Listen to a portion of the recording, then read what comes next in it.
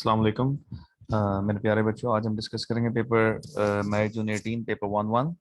ठीक है, इसको लास्ट से स्टार्ट करेंगे और कोशिश करेंगे जितना हो सके पेपर कर लें। ठीक है। सो इन द लास्ट क्वेश्चन, जो हमारा फर्स्ट क्वेश्चन है, इसमें एग्जामिनर क्या पूछ रहा है? Examiner is asking you to simplify the given equation in its general form. ठीक है। So whenever the equation is there and they are asking to simplify, तो सिंप्लीफाई में हम क्या करते हैं? The first step is to convert the two fraction into single fraction. The first step is to convert the two fraction into single fraction. तो दो fraction को पहले मैं एक फ्रैक्शन में कन्वर्ट करता हूं, x plus two x minus one. This is the universal method कि दोनों डिनोमिनेटर्स को एक साथ रखें एंड देन क्रॉस मल्टीप्लाई कर दो। 12 multiply x minus one plus 10 multiply x plus two is equals to 7/2। अब सिंप्लीफाई करते हैं। 12 into x 12x, 12 into minus one minus 12 plus 10 into x plus 10x, 10 into to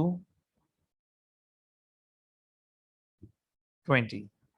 denominator को भी simplify करते हैं। x into x x square, x into minus one minus one x, two into x 2x, 2 into minus one minus two is equal to 7/2।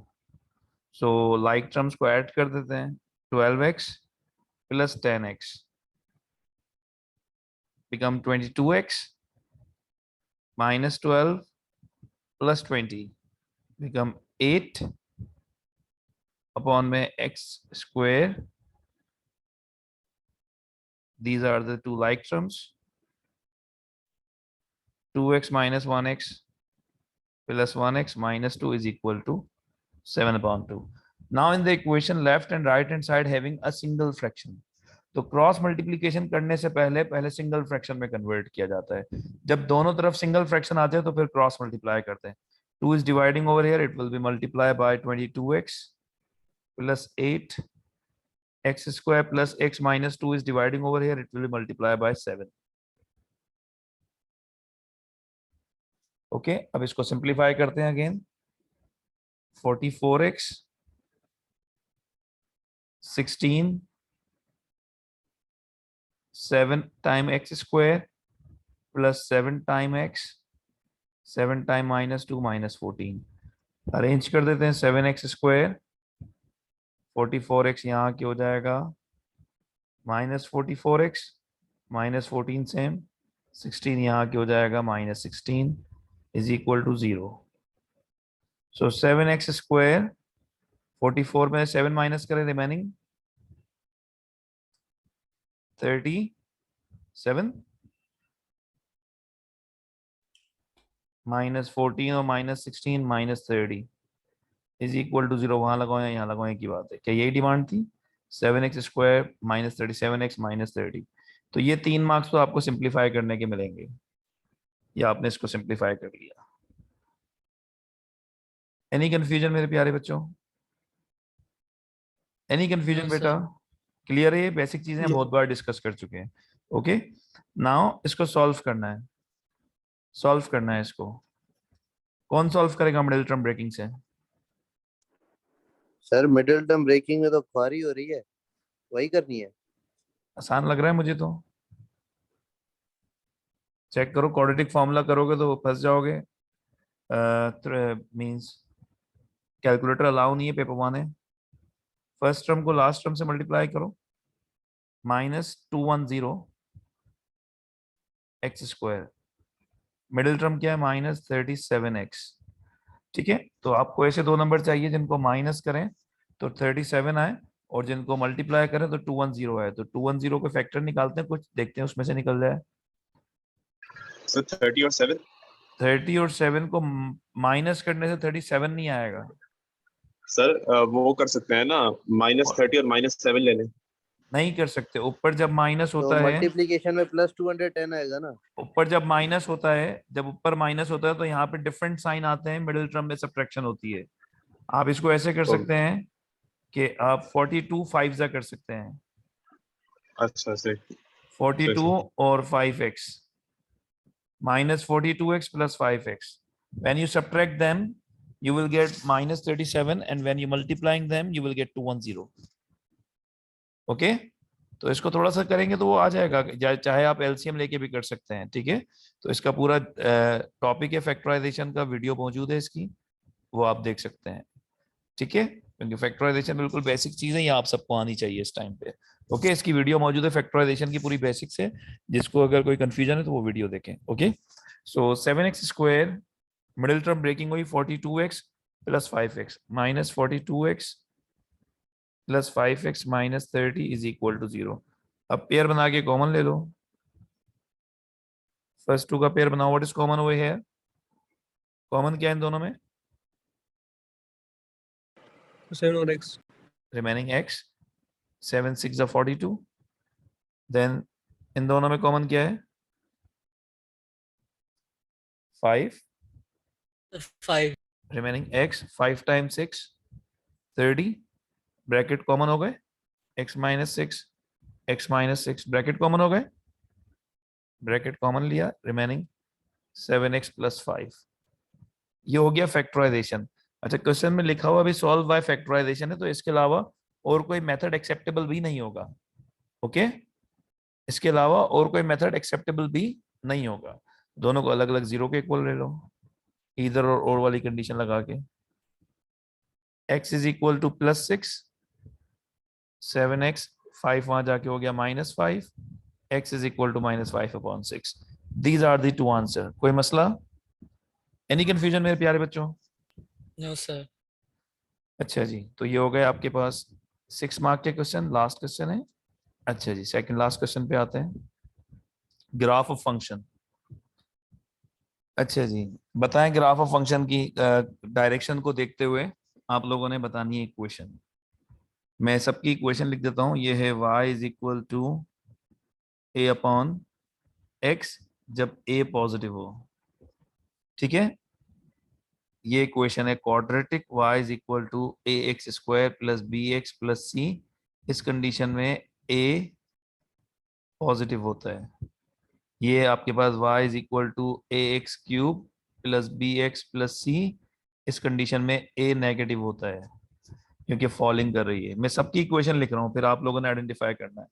ये आपके पास y is equal to a upon x square, इस condition में a positive होता है, ठीक है। ये आपके पास है क्वाड्रेटिक की, y is equal to ax square plus bx plus c। इस कंडीशन में a नेगेटिव होता है क्योंकि मैक्सिमम टर्निंग पॉइंट है। ये क्यूबिक इक्वेशन है, y is equal to ax cube plus bx plus c। इस कंडीशन में a पॉजिटिव होता है क्योंकि राइजिंग कर्व है from left to right. Okay, तो मैंने ये सारी कर्व को देख के उसकी इक्वेशन लिख दी है। आपको भी कर्व की डायरेक्शन से इक्वेशन का आइडेंटिफाई करना आना चाहिए, ठीक है। अब देखो इनमें से कौन सी फिगर किसको रिप्रेजेंट कर रही है? X cube plus 2 x cube, cubic दो इक्वेशन है। एक क्यूबिक इक्वेशन ये है,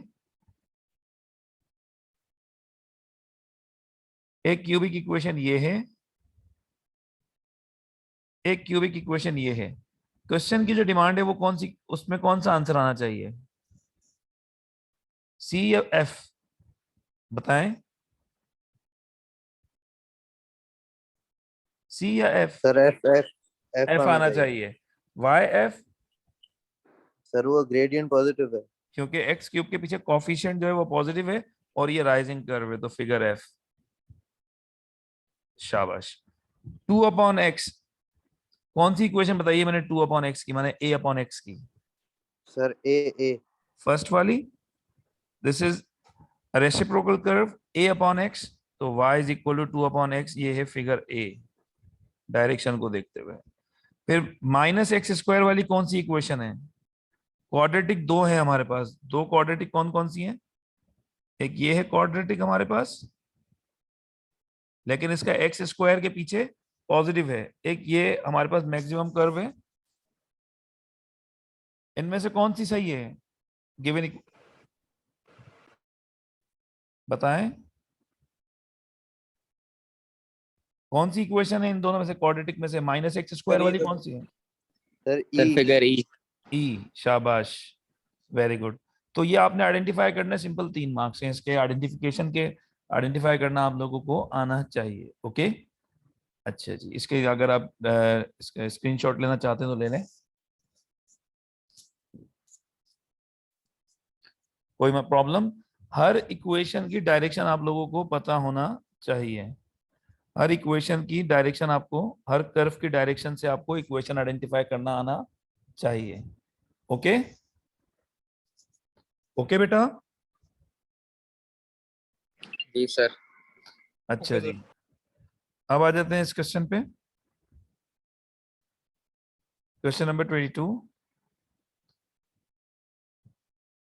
You just need to put the value of t and get the value of s, और फिर सब्जेक्ट चेंज करना है। आसान आसान सवाल है, शाबाश।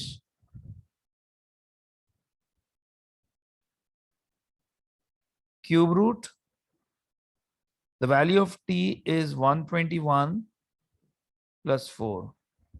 Cube root 125. Can anyone tell me what is the cube root of 125? Sir 5 5 5. Excellent. 5 5 is the answer. Very good, mera beta. Now you need to rearrange the formula. You need to make t the subject. अब आपको t को subject बनाना है। s is equal to cube root t plus 4. जब square root को cancel करना होता है तो स्क्वायरिंग ऑन बोथ साइड करते हैं। क्यूब रूट को कैंसिल करना है तो क्या करेंगे?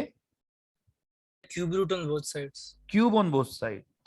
Cube on both side. Cube on both side, cube से cube root cancel, s cube is equal to t plus 4। Any confusion मेरे प्यारे बच्चों? No, sir. No now sir. They are asking to make t the subject. t को एक तरफ रखो और 4 को इधर ले आओ। s cube minus 4 is equal to t। Now t become subject. Variable को अकेले कर देने को सब्जेक्ट कहते हैं, ठीक है। So t is equal to s cube minus 4। Okay मेरे प्यारे बच्चों, कोई कंफ्यूजन यहां तक? No. No sir. नहीं sir. Very good. Now try to attempt this question now. 3p minus q.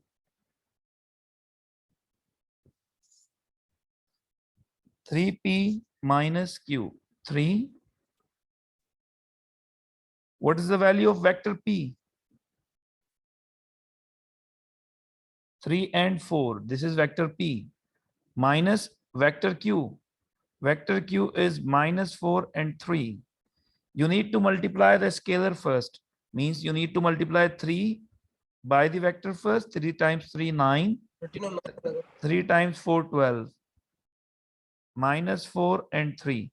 Corresponding location वाले elements add subtract होते हैं। 9 minus minus 4 become 13. Minus minus plus 9 plus 4, 13. Any confusion मेरे प्यारे बच्चों? Then no sir. दूसरी corresponding location है 12 minus 3. 12 minus 3 which is equals to 9. So 13 and 9 is the answer. कोई 13 confusion? होना। कोई confusion मेरे प्यारे बच्चों? No, sir. No sir. Now the second part, B part, R is the point 11 and minus 2 and O is the point 0, 0. The vector OR can be written in the form of P plus NQ, where N is an integer, find the value of N. ठीक है, तो vector R आपको O P plus NQ की form में करना है। अच्छा जी, तो R is equals to, R is the point, ये जो R होता है ना, ये जो कोऑर्डिनेट होता है, ये जो कोऑर्डिनेट होता है ये कहलाता है पोजीशन वेक्टर। कोऑर्डिनेट इस फॉर्म में आता है, दिस इज कॉल्ड कोऑर्डिनेट, और इसी को जब आपने पोजीशन वेक्टर की फॉर्म में लिखना होता है तो आप ऐसे लिख देते हैं। This is the only difference between coordinate and position vector. Both are counting count from the origin. दोनों चीजें ओरिजिन से काउंट की जाती है। कोऑर्डिनेट को भी ओरिजिन से काउंट किया जाता है और पोजीशन वेक्टर को भी ओरिजिन से काउंट किया जाता है, ठीक है। तो O R can be written in the form of P plus NQ where N is an integer. तो ओ आर है हमारे पास 11 एंड -2। OR किसके इक्वल है? 11 एंड -2। हाँ जी, कोई बताएगा कैसे होगा ये सवाल?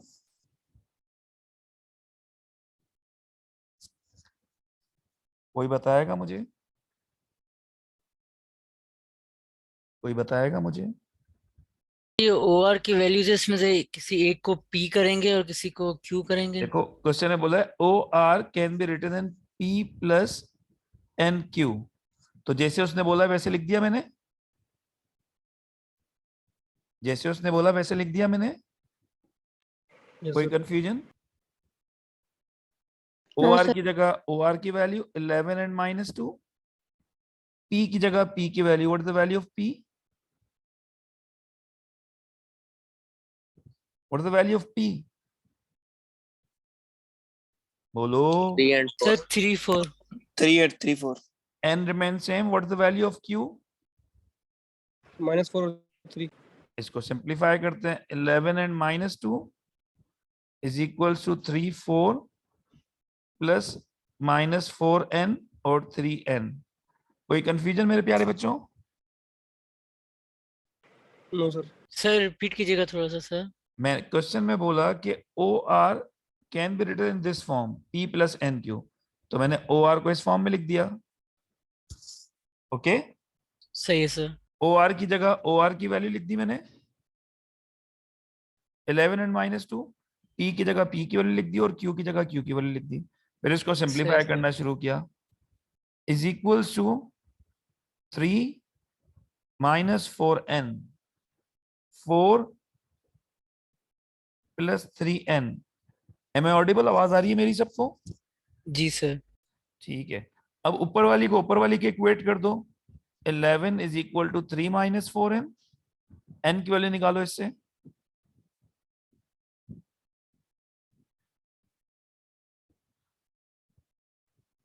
n की वैल्यू क्या है मेरे प्यारे बच्चों? -2। This is the way to solve to find the value of unknown. कोई प्रॉब्लम? सर 3 उधर जा सकता था ना। हाँ, इट्स अप टू यू। 3 को उधर ले जाते 8 हो जाता, फिर -4 को बाद में डिवाइड कर देते हैं, आप लोगों की मर्जी। सही।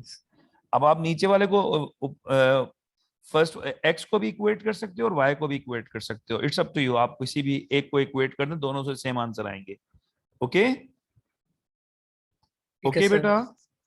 Okay now sir. Next Yes, question, sir. Question number 20।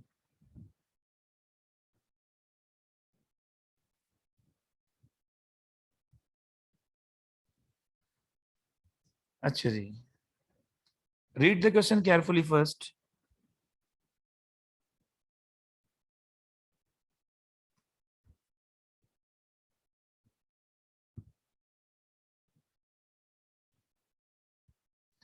आपके पास वॉल्यूम गिवन है क्वेश्चन का।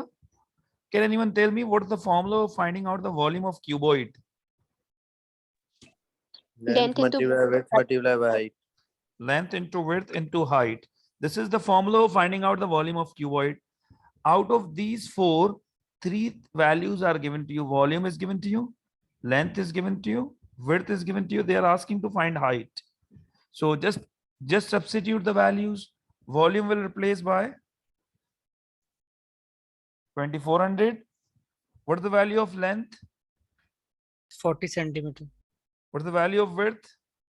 20 centimeter। And they are asking to find height.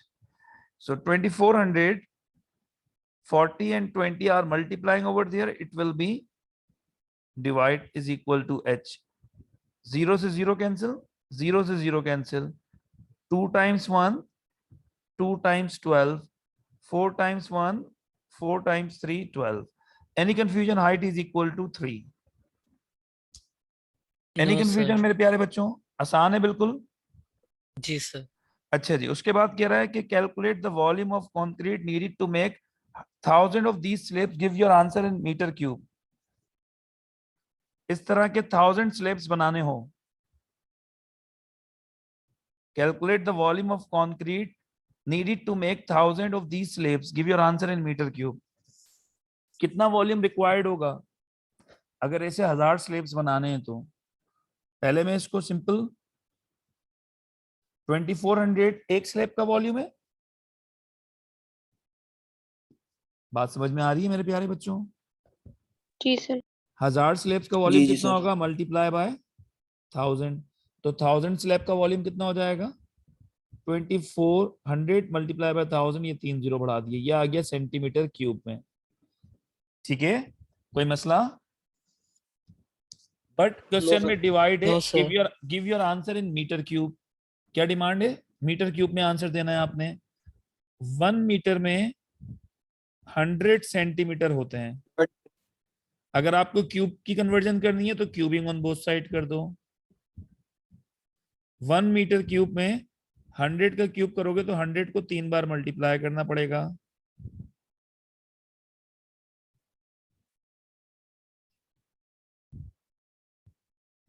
ठीक है, तो 1 मीटर क्यूब में 10 लाख सेंटीमीटर क्यूब होते हैं। ठीक है, अगर आपको सेंटीमीटर क्यूब से मीटर क्यूब में जाना है तो आपने क्या करना होगा? 24,240 जो भी है, कितने जीरो से 1 2 3 4 5, 1 2 3 4 5, इसको डिवाइड कर देना होगा 10 लाख से, तो ये मीटर क्यूब में कन्वर्ट हो जाएगा। 5 जीरो से 5 जीरो कैंसिल, आंसर आया 2.4 मीटर क्यूब। कोई कंफ्यूजन मेरे प्यारे बच्चों? No, sir. आसान है। जी Yes, सर। sir. उसके बाद आ जाता सर है, ये कर- जी मेरा बेटा सर ये कर- दोबारा समझाऊं? 1 जी। 1 मीटर में 100 सेंटीमीटर होते हैं। ठीक है, अगर आपको क्यूब की कन्वर्जन करनी है तो क्यूबिंग ऑन बोथ साइड कर दो। 1 metre cube is equal to, जब 100 का क्यूब करोगे तो 6 जीरो हो जाएंगे, 6 जीरो हो जाएंगे। तो वन सर 2.4। 1 मीटर क्यूब में 10 लाख सेंटीमीटर क्यूब होते हैं। अगर आपको मीटर क्यूब से सेंटीमीटर क्यूब में जाना है तो आप मल्टीप्लाई करेंगे, और अगर सेंटीमीटर क्यूब से मीटर क्यूब में जाना है तो आप डिवाइड करोगे। तो मैं सेंटीमीटर क्यूब से मीटर क्यूब में जा रहा हूं, 5 जीरो, तो मैंने इसको डिवाइड कर दिया 10 लाख से, तो 5 जीरो तो कैंसिल हो गए। 24/10 किसके इक्वल हो जाएगा बेटा? 2.4। 2.4 मीटर क्यूब। कोई कंफ्यूजन? No sir. नाउ अब मैथमेटिकली सिमिलर स्लैब, अब जब सिमिलैरिटी आ जाती है तो आपने सिमिलैरिटी रूल के बारे में सोचना है और कुछ नहीं सोचना। ठीक है, अब mathematically similar slab has length 60 centimetre, calculate the volume of concrete in centimetre cube needed to make one of these larger slab. एक लार्जर स्लैब है जो कि सिमिलर है ऊपर वाले के, उसका वॉल्यूम फाइंड आउट करना है। तो सिमिलैरिटी के अंदर वॉल्यूम की क्या कंडीशन होती है, कोई मुझे बताएगा? Sir, A1 upon A2 इसका जो L1 वॉल्यूम वॉल्यूम की अच्छा वॉल्यूम की V1/V2, बोलो। Is equal to L1/L2। Whole square. Whole cube, whole square, whole whole cube. अच्छा, क्यूब स्क्वायर होता है एरिया के साथ।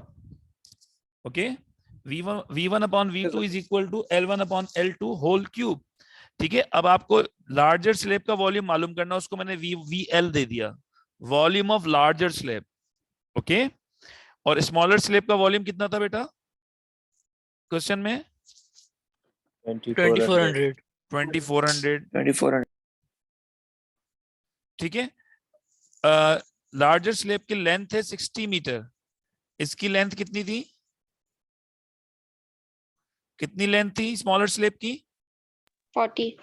तो लार्जर स्लैब ऊपर रखा है वॉल्यूम, तो लार्जर स्लैब की लेंथ भी ऊपर आएगी 60/40 whole cube. So this is the way to find out the volume through similarity. Okay, अब पहले इसको सिंप्लीफाई करेंगे फिर कैंसिल करेंगे। 0 से 0 कैंसिल, 2 टाइम्स 3 2 टाइम्स 2, VL मतलब volume of larger slab, 3 cube means 27, 2 cube means 8, 2400 divide हो रहा था, वहां जाके मल्टीप्लाई हो गया। 8 टाइम्स 1, 8 टाइम्स 3 24, 2 जीरो हैं वो सेम रहेंगे। 27 3 का कितना होता है? 8100। 81, और 2 जीरो हैं, 2 जीरो लगा दिए। कोई कंफ्यूजन मेरे प्यारे बच्चों? No sir. No, पक्की sir. बात है, क्लियर है बिल्कुल? जी सर।